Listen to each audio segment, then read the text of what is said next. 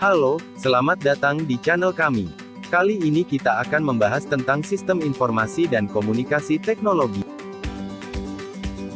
Pengertian ICT atau juga bisa disebut TIK. ICT adalah perangkat teknologi yang digunakan dalam pengolahan data, penyusunan, penyimpanan, serta manipulasi data melalui berbagai cara untuk memproses dan menyampaikan informasi. Aplikasi ICT pada bangunan.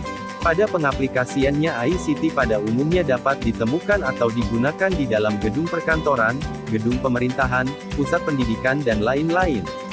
Berfungsi sebagai media informasi dan telekomunikasi yang berkaitan dengan jaringan.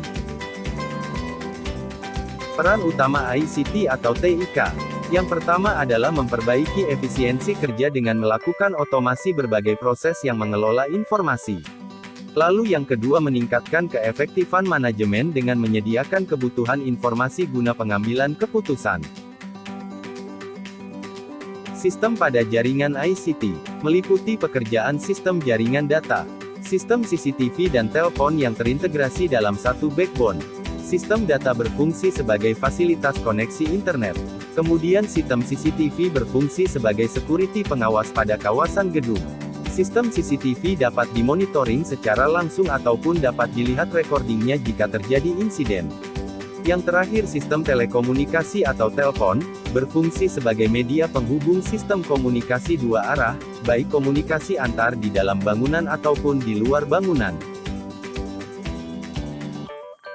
Berikut adalah beberapa peralatan yang ada di dalam sistem ICT. Pada peralatan sistem data, terdapat beberapa komponen antara lain core switch atau access switch yang berfungsi sebagai alat yang mendistribusikan jaringan internet ke user. Core switch dan access switch memiliki fungsi yang sama, yang membedakan adalah pada kapasitas throughput-nya. Kemudian untuk menghubungkan antar core switch dan access switch, dibutuhkan kabel fiber optik dapat menggunakan tipe single mode atau multi mode. Lalu kemudian terdapat komponen outlet data yang berfungsi mengkoneksikan komputer klien, dengan jaringan internet dengan menggunakan media kabel. Kemudian untuk menghubungkan internet tanpa kabel kepada klien dapat menggunakan access point atau Wi-Fi. Kabel UTP berfungsi sebagai pengubah jaringan digital ke analog. Kabel UTP digunakan untuk mengkoneksikan dari access switch ke outlet data, kemudian dari outlet data ke komputer klien. Selanjutnya adalah peralatan sistem CCTV. Sistem CCTV terdiri dari yang pertama adalah unit kamera yang berfungsi sebagai untuk rekod video. Kamera CCTV terdapat beberapa tipe seperti fixed dome kamera, bulk kamera dan PTZ. Kemudian untuk sistem FO dan access switch fungsinya sama dengan peralatan pada sistem data. Karena sistem CCTV terkoneksi dalam satu backbone dengan sistem data. Kemudian untuk peralatan NVR Network Video Recorder, berfungsi sebagai alat penyimpan data video dari hasil recording. Kapasitas dari NVR dapat ditentukan dari jumlah CCTV, resolusi, ataupun keinginan dari user atau pengguna. Kemudian berikut adalah peralatan yang terdapat pada sistem telepon.